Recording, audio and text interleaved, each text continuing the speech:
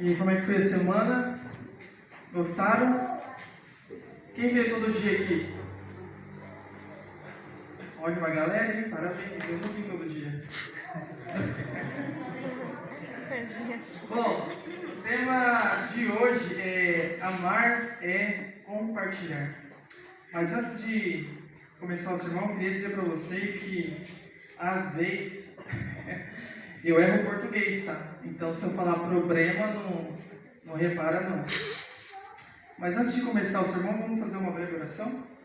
Senhor Deus, obrigado, Pai, por essa semana abençoada. Na Tua presença, Senhor, ouvimos palavras de ânimo, de avivamento, de fortalecimento na fé.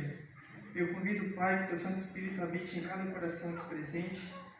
E, como sempre, Senhor, nos ensine a orar para o céu, fixe nos nossos olhos na eternidade e no nosso Senhor e Salvador, Cristo Jesus.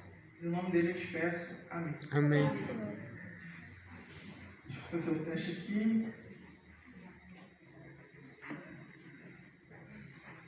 Bom, queridos, o tema de hoje é amar é compartilhar. Mas a pergunta que eu faço para vocês é o seguinte: compartilhar o quê?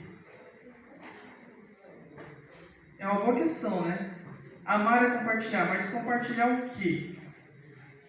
Você pode falar, compartilhar o amor de Cristo, a graça de Cristo, mas eu te respondo, né? E te pergunto de novo: toda a igreja faz isso. Toda a igreja, teoricamente, ela fala do amor de Cristo. Hoje em dia, para você ter noção, tem igreja LGBTQI+, que lá no púlpito eles estão falando do amor de Cristo. Ou seja, uma coisa totalmente contra a própria Bíblia está sendo pregada no púlpito. Então, quando a gente vai amar e compartilhar, a gente tem que se indagar. Compartilhar o quê? Porque todo mundo está compartilhando alguma coisa sobre Cristo, seu amor, sua graça. Então, essa é uma questão importante para a gente pensar. E aí, Pedro, ele traz essa resposta que mais centra nessa questão. E lá em 2 Pedro 1,12 diz: por isso não deixarei de exortar-vos sempre acerca dessas coisas, ainda que bem as saibais e estejais confirmados na verdade presente. Queridos, amar é compartilhar, mas principalmente compartilhar a mensagem presente. O que significa mensagem presente? A mensagem presente na Bíblia sempre está relacionado a uma mensagem que o povo desse tempo precisa. E se você pegar uma verdade de outro tempo e aplicar nesse tempo, por ser verdade e ser eterna, ela vale. Mas se você deixar de dar para o mundo e para as pessoas ao seu redor a verdade presente, sempre vai faltar alguma coisa.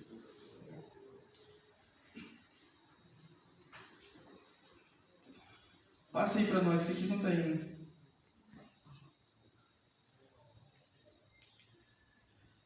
Aqui está algum retrato de verdades presentes ao longo da história terrestre.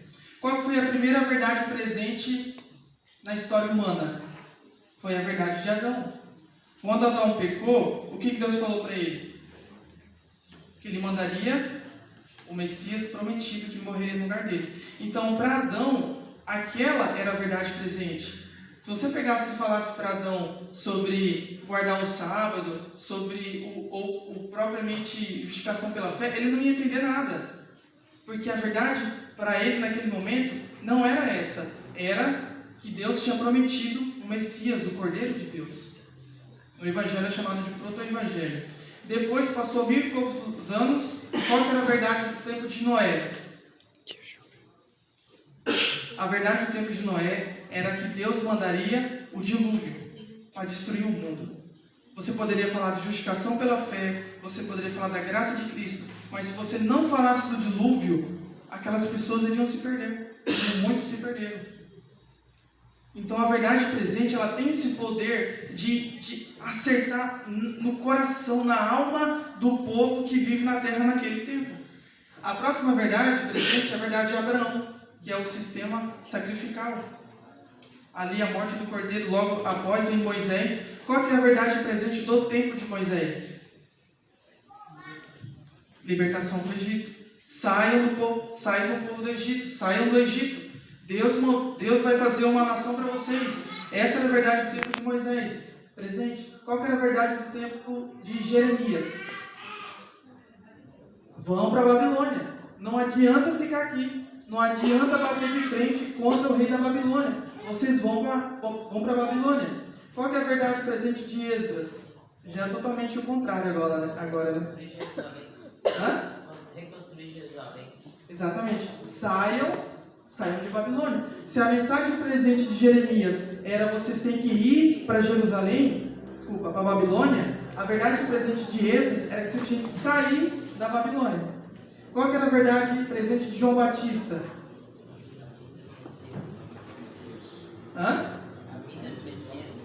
A vida do Messias. Olha, vocês estão bom. Pode falar alto aí, tá? Isso aqui é um sermão, mas também é uma conversa. A verdade de João Batista é que o Messias chegou. Então, se João Batista falasse sobre o tempo do fim, se ele falasse sobre as últimas mensagens angélicas, ia adiantar alguma coisa? Não ia, porque o povo precisava se arrepender dos seus pecados, porque o reino de Deus tinha chegado e eles precisavam se arrepender. Então, naquele tempo, naquele momento da história, a verdade que eles tinham que compartilhar era que o Messias tinha chegado. Qual que era a próxima mensagem presente do tempo de Lutero?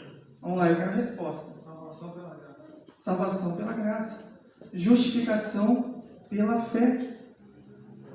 Essa era a mensagem de Lutero. E pelo poder do Espírito Santo, ele pregou essa mensagem e deu fruto e dá até hoje. Vamos encontrar Lutero no céu. E ali não apareceu na foto, mas a próxima mensagem era a mensagem de Guilherme Miller. E qual que foi a mensagem de Guilherme Miller?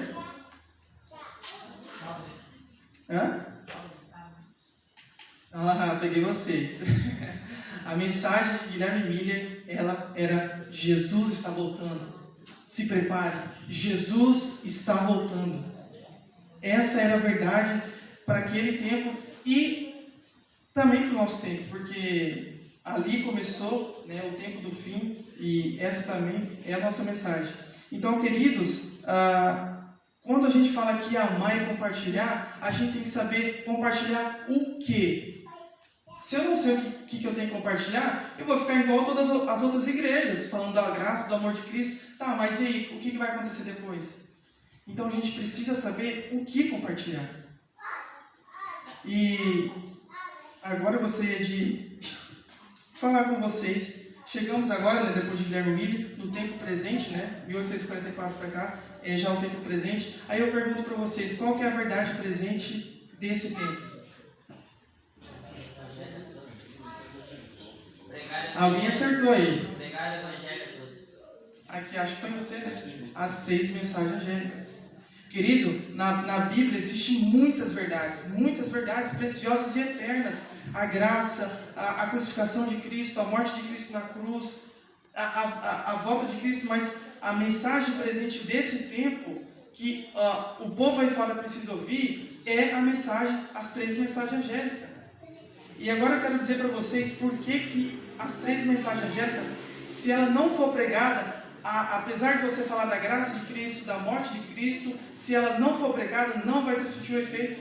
E eu vou mostrar nas próprias mensagens angélicas. Pega aí Apocalipse 14,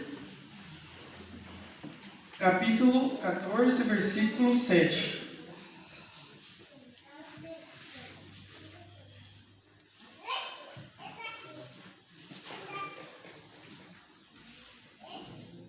Todo mundo achou? Amém. Vamos ler lá então.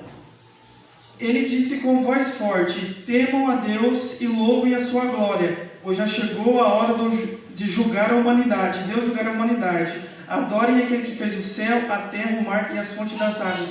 Queridos, só parando aqui um pouco para fazer um parêntese. Nós vivemos na sociedade mais relativista que existe na face da terra e que já existiu. Hoje, se você falar que Deus criou o mundo, alguns vão falar assim: depende do seu ponto de vista, depende da sua opinião. O que é isso senão relativizar?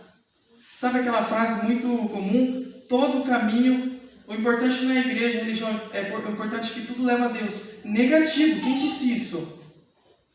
Se você estiver na Umbanda, você não vai xingar Deus.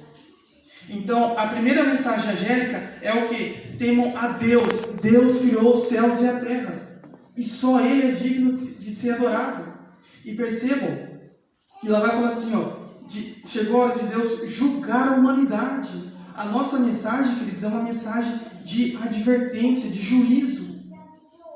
Uma vez eu falei sobre isso na classe, teve um colega, não vou citar o nome, né? E ele se estranhou, opa, como assim, ira de Deus? Mas, querido, a primeira mensagem angélica, ela fala exatamente disso, juízo. Deus vai vir julgar as nossas obras. É uma mensagem de advertência. E se a gente tirar isso das 3 mensagens angélicas, falar do amor de Deus, da graça de Deus, e não falar do juízo de Deus, a gente não vai estar dando o alimento que as pessoas lá fora precisam. Então tem que ser falado. A gente tem que advertir do juízo iminente que vai recair sobre o mundo. A segunda mensagem angélica, verso 8. Um segundo anjo seguiu o primeiro, dizendo: Caiu a grande Babilônia.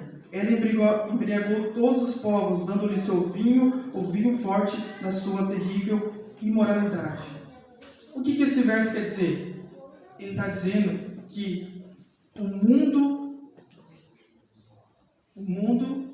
como que é a palavra? Depois da de Lutero, protestante, né? O mundo protestante, religioso, ele se apostatou. Essa é a mensagem do segundo anjo. Ele se apostatou. Não só a besta, mas também o mundo evangélico. Então, queridos, hoje você vê nos púlpitos da igreja todo tipo de coisa. Todo tipo de coisa. Como eu disse no início, hoje no próprio púlpito da igreja, a igreja cristã reformada, você vê pregando ideias libertinas, coisas totalmente contra a Bíblia. Então a segunda mensagem falou: olha, as religiões, elas se apostataram. Vocês precisam sair dela. Sai dela, povo meu. Essa é uma mensagem desse nosso tempo. A gente precisa jogar esse questionamento para as pessoas, para o mundo aí fora. Ei, esse é o caminho mesmo? Essa é a segunda mensagem essa é a mensagem do segundo anjo. Essa é a mensagem presente. E a terceira mensagem presente segue dizendo o anjo: aqueles que adoram o monstro, a sua imagem, e recebam um sinal na testa ou na mão, beberão do vinho de Deus, o vinho da sua ira, que ele derramou puro na taça do seu furor. Eles serão atormentados no fogo e no enxofre, diante dos anjos e do Cordeiro. A primeira mensagem angélica, ela fala o seguinte: olha, Deus criou o mundo. A segunda mensagem fala: olha, adorem a Deus da maneira certa. E a terceira mensagem angélica, ela é uma mensagem de juízo. Olha, eu já te adverti, eu já te sacudi, e se você persistir no seu caminho, você vai ser destruído juntamente com o mal. Eu sei que é uma mensagem dura, queridos. Eu sei que muitos não gostam de ouvir isso.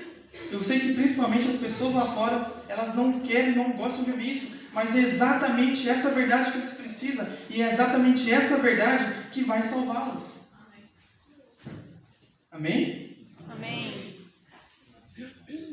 Agora eu quero falar com vocês sobre como compartilhar essa mensagem.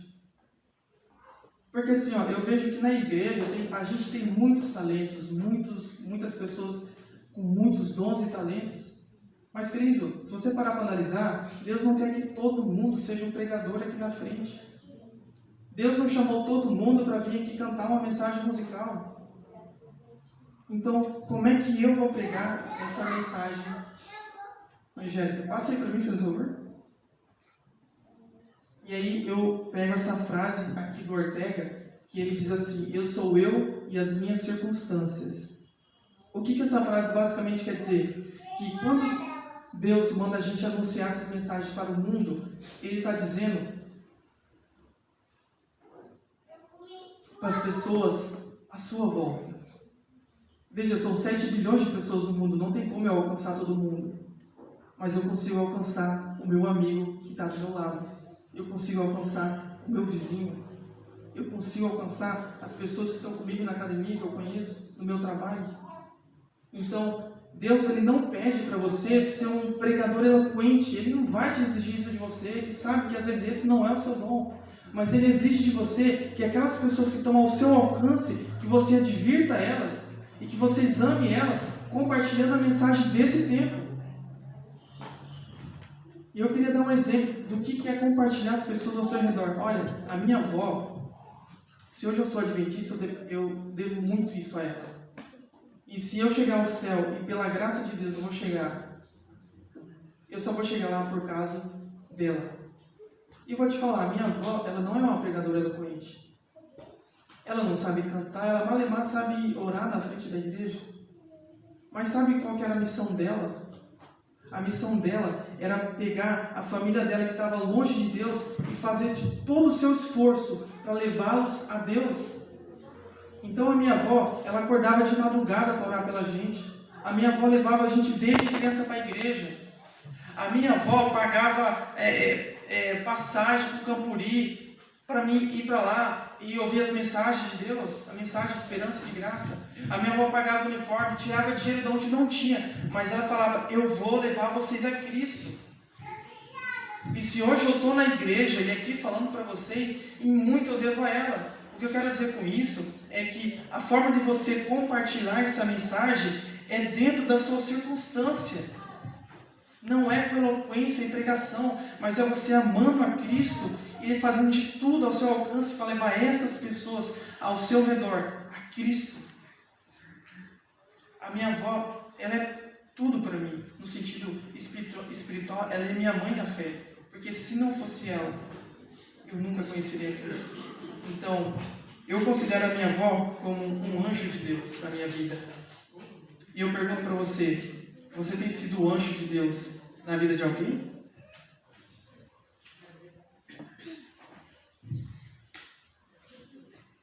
E para terminar, vai ser um sermão rápido hoje. Eu gostaria de ler esse tema aqui com vocês. Os adventistas do sétimo dia foram escolhidos por Deus como um povo peculiar, separado do mundo, com a grande talhadeira da verdade. Ele os cortou da pedreira do mundo e os ligou a si. Tornou-os representantes seus e os chamou para serem embaixadores seus na derradeira obra de salvação. Querido, esse é o nosso objetivo nessa terra. O nosso sentido da nossa existência é salvar. E não pode ser outra coisa. Às vezes eu vejo irmãos preocupados em comprar um carrão, fazer uma casona. Querido, isso tem o seu lugar na nossa vida, mas não pode ser a essência da nossa vida. Nunca. A essência da nossa vida é aquilo ali, ó. Somos embaixadores seus na obra de salvação. Não é obra de enriquecimento financeiro, não é obra de status financeiro, status profissional. É na obra de salvação. O maior tesouro da verdade, já confiado a mortais, as mais solenes e terríveis advertências. Presta atenção nessa palavra, advertência. Querido, a nossa missão, a nossa mensagem é uma mensagem de juízo, é uma mensagem de advertência. Não é passar a mão na cabeça, não é falar que está tudo bem, não é falar somente que a graça já resolve. Se não houver arrependimento e abandono do pecado, não resolve. Que Deus já enviou aos homens, foram confiadas a este povo, a fim de serem transmitidas ao mundo. Essa é a nossa missão como adventista do sétimo dia. E para encerrar, eu gostaria de contar a história desse homem. Muitos conhecem aqui. J.N. Andrews. Andrews, ele foi o primeiro missionário da Igreja Adventista do sétimo dia. E em 1874, na Assembleia Geral, o presidente estava recebendo cartas, que a mensagem ela tinha chegado na Europa, e muitas pessoas que conheciam a mensagem, elas mandaram carta para os Estados Unidos, falando: pessoal, a gente está conhecendo a verdade, a gente quer se batizar, por favor, mandem um missionário, mandem um pastor para cá. E aí, Ellen White estava nessa assembleia, ela fala: essas cartas, elas são convite de Deus por pessoas para serem pregadas a elas. E lá no fundo da assembleia, um homem muito magrinho, com a barba volumosa, ele levanta a mão e ele fala: se parecer bem aos irmãos, eu irei para a Europa e vou pregar e vou batizar essas pessoas. Andrews já tinha perdido a sua esposa e uma filha sua. Ele então pega, vende a sua casa e compra a passagem e ele vai para a Europa. E ele chega na Europa e ele começa a pregar. E Andrews, ele é um cara incansável. Ele chega, ele prega, ele escreve, ele ora, faz jejum, abre igreja, ele não para. Mas passado um certo tempo, a sua filhinha Mary, ela adquire tuberculose, a doença que matou a sua mãe. E Andrews, agora preocupado com a sua filha, ele tenta buscar tratamento ali e continua a obra. Então ele é chamado a voltar para os Estados Unidos para fazer um relatório da obra, como é que está sendo. Na época não tinha nada de ver essas coisas. E ele fala: como é que eu posso deixar minha querida Mary aqui? Eu não posso ir, eu preciso ficar. Então ele dá um jeito de juntar mais um dinheiro e ele compra uma passagem para ele e para sua filha e ele volta para os Estados Unidos. Lá a querida Mary, ela é internada e o médico examina, cuida dela, mas passado alguns dias o médico chama Andrews e fala: Andrews, aproveite, esse é os últimos momentos com a sua filha. Andrews então entra no quarto e a sua querida filha fala: papai, não me deixa. E o Andrews ali, juntamente com ela, tentando fazer alguma coisa, mas não está no seu poder. Então a querida Mary descansa no Senhor. Andrews então volta para a Europa. E agora ele começa a pregar de novo, mas ele escreve para os Estados Unidos e fala: olha, a obra está avançando, a obra está crescendo, mas eu sinto como se a minha mão estivesse segurando em Deus uma mão morta. Então Ellen White recebe uma visão de Deus e ela escreve o seguinte: com os penetrantes aqui, nossos profundos sentimentos estão com você em sua grande tristeza, Andrews. Mas não nos entristecemos como aqueles que não têm esperida. Mary, querida e preciosa menina, descansa. Com os penetrantes olhos da fé, você pode antever sua Mary com a mãe e outros membros da sua família, respondendo ao chamado do doador da vida e levantando-se triunfante sobre a morte. O Senhor o ama, meu querido irmão. Ele o ama. Andrews então volta a pregar. Mas você sabe, né? Ele perdeu uma companheira e sem ela não era a mesma coisa. Mas Andrews continua e ele fica doente uma vez, isso na Europa. Depois fica doente uma segunda vez e ele adquire, juntamente igual a sua filha, tuberculose. Então Andrews é mandado de volta para os Estados Unidos, ele é tratado mas está chegando a sua hora também. E antes de Andrews descansar no Senhor, ele escreve essa mensagem, que é uma mensagem de inspiração para mim e para você. Em minha tribulação e aflição, minha alma está grata a Deus. Nunca me impressionei mais com a importância da obra na qual estamos empenhados do que no tempo presente. Meu coração está preso a ela, e numa obra tão sagrada, eu alegremente gastaria e me deixaria gastar. Almas estão perecendo, as quais agora estão sendo alcançadas. O tempo para o trabalho é curto, e a noite em que ninguém pode trabalhar está próxima. Não devemos então, enquanto é dia, fazer o que pudermos, para que possamos de alguma maneira salvar alguns? Essa é a nossa missão, queridos. Não viemos a essa terra para enriquecer, não viemos a essa terra por status, para ser um ótimo profissional. Não. A gente veio a essa terra para salvar. E o caminho da salvação é a pregação da verdade presente.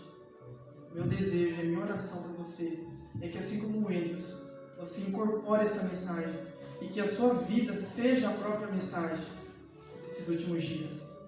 Amém? Amém. Vamos colocar de pé para orar?